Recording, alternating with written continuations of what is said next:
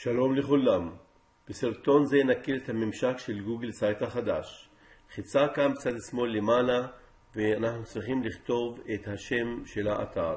Enter Site Name, גם פה אנחנו כותבים את השם של האתר. כאן באמצע אנחנו כותבים את הכותרת של העמוד הראשי. את הכותרת תמיד אנחנו יכולים לעצב, לעשות אותה heading שהיא כותרת משנית או כותרת ראשית או כותרת יותר גדולה. כאן יש לנו אפשרות להחליף את תמונת הרקע של הכותרת בתמונה שנמצאת בגלריה של גוגל. הנה אני מחליף את התמונה מהגלריה. יש לי תמיד אפשרות גם כן לבחור בבנר שהוא יותר רחב, בבנר שהוא בינוני או בבנר שהוא צר או בבנר שהוא קטן שמתאים יותר לדפים פנימיים. אם אנחנו נלך אל צד ימין, כאן יש לנו Answer.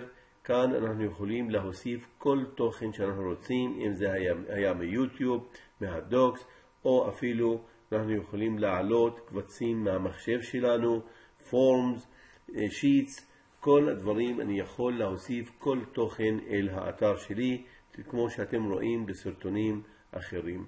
Pages הוא ליצירת דפים. הנה הדף הראשון, ואני רוצה ליצור עוד דף. מספיק ללחוץ כאן, נותן שם לדף, done, וככה אני יוצר את הדף השני. Themes זה כרטיסיית נושאים לצבעים, לגופנים.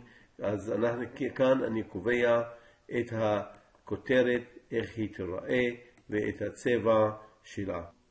כאן בצד שמאל, בסרגל העליון למעלה, יש לי כאן את ביטול הפעולה האחרונה. כאן, בלחיצה על הכפתור הזה, בתצוגה מקדימה. אני יכול להבחין בשלוש תצוגות מקדימות. אחת היא איך האתר ייראה בשולחן העבודה, איך האתר ייראה בטאבלטים, ואיך הוא ייראה בפלאפונים כלים ניידים. לחיצה על ה-X ואני חוזר למצב של עריכה. כן, לחיצה כאן על הצלמית היא למען שיתוף. כאן אני יכול לרשום את השותפים שלי, וכאן אני יכול לקבוע אם הוא בעלים באתר או הוא רק עורך. כאן יש לי Publish. ב-Publish אני מסמן כאן anyone on the web, allow my site to in the search result, וגם כן מסמן כאן V, וכאן אני נותן לו שם באנגלית כמובן, ב-Publish, והאתר יהיה מפורסם באינטרנט. על שלוש נקודות אלה כאן אני יכול גם כן לחבר את האתר אל גוגל אנליטיקס למען סטטיסטיקה, כמה אנשים נכנסים ומאיפה. כאן פידבק, כי זה אתרי גוגל החדשים, תמיד הם רוצים את המשובים שלנו. Help זה לעזרה, וכאן האחרון הוא כדי לקבל עוד קבצי הדרכה או סרטוני הדרכה איך לבנות את הסייט שלנו. ותודה רבה.